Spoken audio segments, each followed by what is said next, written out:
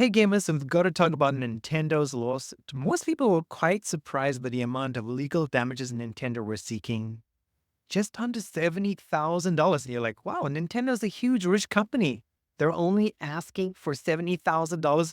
But, and a big but, the biggest thing, of course, and again, this might have been obvious to pretty much everyone else except me, Nintendo wants Pocket Pair to shut down Palworld.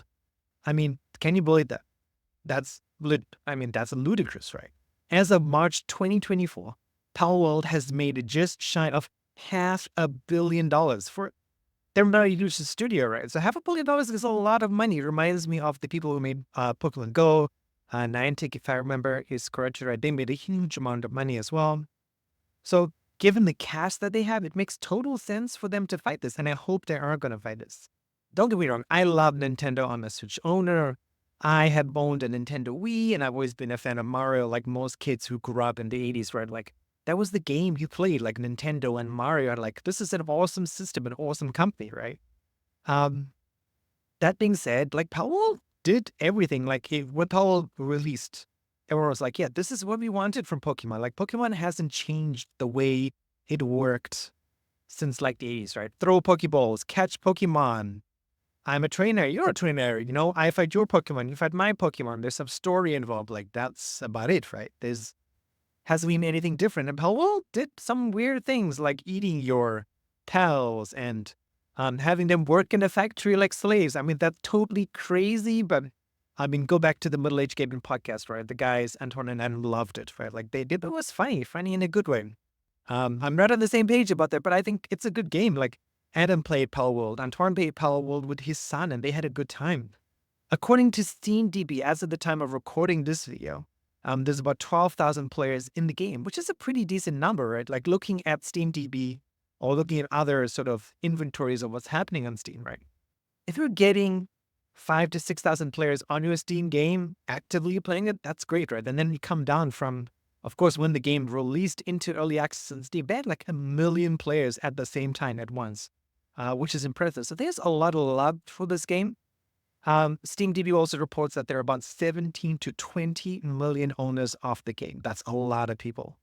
So I see if Nintendo wins this, right? And again, Nintendo does have a lot of money. I mean, of course, obviously more money than Palworld. They're a big company. They're going to make 20 million people angry and upset and disappointed. And that's going to screw Steam over in a way, because all these people will be saying, hey, Steam, give us a refund. This is not fair. And, it goes back to that old expression of one angry customer is going to tell 10 other people about their bad experience.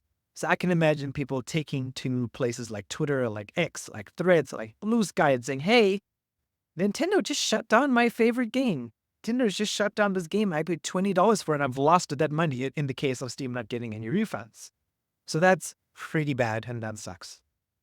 So that being said, right, Nintendo has such a huge reputation that a segment of hardcore gamers is not likely to be swayed by a lawsuit or the shutdown of Palworld. Like, if they shut down Palworld and 20 million people, right, tell 200 million people, right, there's how many, 7 or 8 billion people in the world, that's not going to change them. Right? Like, I mean, think about Adam and I are teachers, right?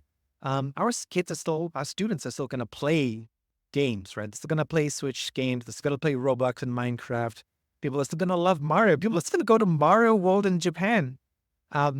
So, I mean, this is not a losing situation for Nintendo. I think it's going to be tough. Adam talked about bringing a brother of his who was a corporate lawyer to talk about this on the show. Whether he gets that done is another story.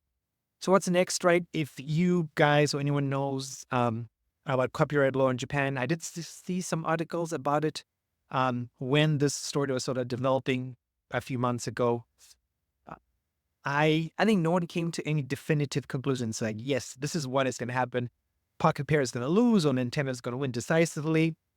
I think, like most general copyright law, or law in general, right? So sort of has like some sort of common basis around the world, so that Pocket Pair will have to prove that Palworld is different enough from Nintendo's Pokemon or the Pokemon Company that it's not similar and therefore not violating copyright.